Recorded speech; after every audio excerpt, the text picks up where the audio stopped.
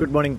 2026 അടുത്ത് വരികയാണ്. അപ്പോൾ അതിലെ ഏറ്റവും പ്രധാനപ്പെട്ട കാര്യം ഫിനാൻഷ്യൽ പ്ലാനിങ് തന്നെയാണ്. ഫിനാൻഷ്യൽ പ്ലാനിങ്ങിൽ നമ്മൾ എപ്പോഴും ഇൻഷുറൻസിൻ്റെ കാര്യമാണ് പറയാറ്. ഇൻഷുറൻസിൽ ഹെൽത്ത് ഇൻഷുറൻസ് എടുക്കുമ്പോൾ 2 ടൈപ്പാണ് ആളുകൾ നമ്മുടെ നാട്ടിലുള്ളത്. ഒന്ന് വെച്ചാൽ FD, ഫിക്സഡ് ഡെപ്പോസിറ്റ്സ്, 50 ലക്ഷം 1 കോടി ഫിക്സഡ് ഡെപ്പോസിറ്റുള്ള ആളുകളുണ്ടാവും.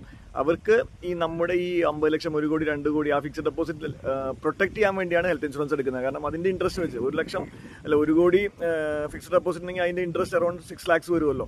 അപ്പോൾ അതിൻ്റെ ഇൻട്രസ്റ്റ് 50,000 മാറ്റി വെച്ചിട്ട് ഈ 1 കോടി പ്രൊട്ടക്ട് ചെയ്യുന്നു, ആ രീതിയിൽ എടുക്കുന്നു.